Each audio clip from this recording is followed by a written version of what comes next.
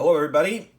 Okay, your speech is going to be on persuasion.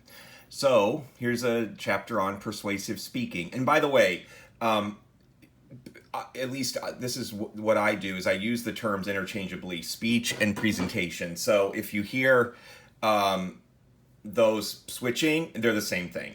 Okay, your persuasive presentation, your persuasive speech, same thing. Here we go. What is persuasion? Well, we're going to talk about that in a second, and we're going to look at developing your audience-centered persuasive speech, organizing your audience-centered persuasive speech, and supporting your audience-centered persuasive speech. Now look, this is exactly what you're going to do in your presentation, actually, is you're going to preview your main points. See how that helps? You're like, oh, I kind of know what to look forward to here, and it's broken down in a way that I kind of understand what to expect. Here we go.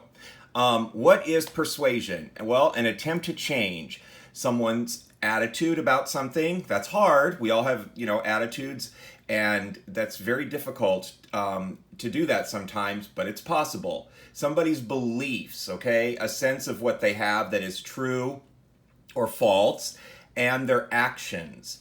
So we want to persuade someone to do something, and we're going to talk to you more about that, but that's very, very important that the action, the last item there, is what you focus on. Under attitudes, we have a learned predisposition to respond favorably or unfavorably to something, a like or dislike. And here are types of persuasion, okay? We have questions of fact, questions of value, questions of policy, and refutations, which means questioning, refuting something. Here are those broken down. First of all, questions of policy. What you want to do here is try to change the audience's action or convince them that something should be done. Think of something that you are passionate about. And again, that is key. More than anything is we need to get rid of these annoying things here. Okay. Is to have passion about it. If you don't, there's no way the audience is going to. It's not going to come through in your voice, in your actions. And think about it this way.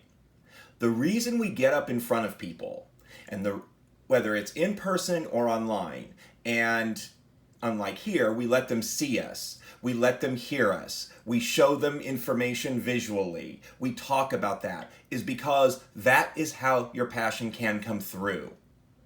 Much, much more than in the written word.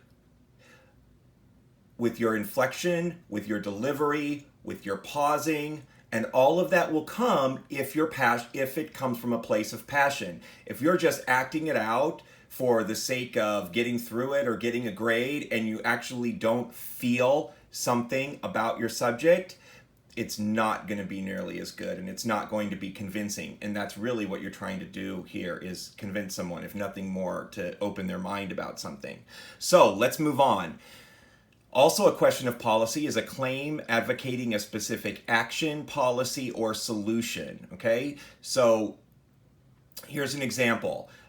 Before gay marriage was legal, okay, this was an issue, and it still is in some places that want to repel it, I guess, an issue of whether it should be legal for people of the same gender to get married or not. Now, people have made cases for that on either side. Fine. You could persuade people a reason that you think that should happen, or a reason why you think it shouldn't. You just have to follow the pattern that we're laying out here for you so that you can make a strong argument for your case. That's all this is about, okay? Refutations is when you defend your position on an issue while you're responding to the arguments of another person, okay? So you're going to respond to them, but then you're going to say, but here's why that's not true, or here's why I disagree with that, or here are some facts that will refute that help us argue our case, okay, or dispel that rumor. Okay, Next, we're going to talk about organizing your persuasive arguments. All right? Here are several different ways, and we're going to go through these. Problem solution. You're going to look at how a solution solves a problem. So obviously, first, we need to know what the problem is, okay? And then some possible solutions. This is going to be the one you're likely to use, and this is the most popular one, and it actually will help you in a persuasive argument. Problem, cause, solution. Okay? You're going to explain the causes for the problem. Okay? Then you're going to talk about the solution. So it's like, what is our problem? Our problem is that not enough people recycle at UTRGV. Okay? What is our cause for that? Well, maybe we can look at several. There aren't enough bins around. We have to change attitudes, like we talked about, attitude of people doing it. There's no incentive for doing it. So what is a solution to those things? Then you talk about a solution. I'm urging the administrators to provide more bins around and to educate people more thoroughly in these ways. And that could be the basis of a persuasive argument. Then there are the comparative advantages. This is another style. This compares alternative solutions and picks the best one. Okay? So, if I was persuading you on a particular subject and I would say we could be handled A, B, or C, here's why I'm advocating for B. All right? Okay, when we're organizing our persuasive arguments, this is the fun part. Here are 5 steps, and everything you do is going to fall under this, okay? And we're going to watch a fun little infomercial along with this, okay, which follows a formula used in almost every infomercial that you've ever watched. Okay, they're not too involved. Here are the 5 steps. We've talked about this on the last video. First, you got to gain the audience's attention, okay? We talked about ways of doing that, but that is important. Again, you do not look down at your card. You memorize that first sentence or two and you look them square in the eye, because that is going to set the tone for the rest of your speech, okay?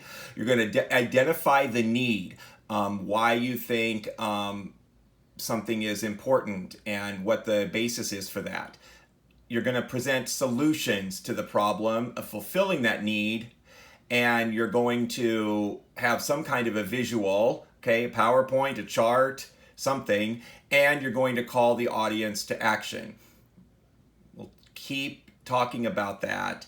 What this means is, and this is something that is necessary at the end of your persuasive speech, is calling the audience to act. And the thing I always tell speakers is, the thing that makes it feel weird is this isn't normally how we talk. Okay, we normally don't talk to people and say, I really urge you to do this, or I really, it's imperative that we don't talk like that to people typically. But in this case, you do, because you have to hit them over the head with it at the end, figuratively, of course. I urge you to call your senator today and tell them they need to vote a certain way. Okay? Something. I urge you to do something. It has to be an act. It can't be thinking about something. It has to be an action. Call the audience to act. That is an imperative part of your persuasive speech. So I urge you, for the sake of your grade, to put that at the end of your speech, leaving your audience with that. All right, let's take a look at these 5 steps in action with a fun little Snuggie commercial. Here we go. You want to keep warm when you're feeling chilled, but you don't want to raise your heating bill. Blankets are okay, but they can slip and slide. And when you need to reach for something, your hands are trapped inside. Now, there's the Snuggie, the blanket that has sleeves. The Snuggie keeps you totally warm and gives you the freedom to use your hands. So now, you can work the remote or read a book in total warmth and comfort. Use your laptop without being cold, or enjoy a snack while staying snugly warm.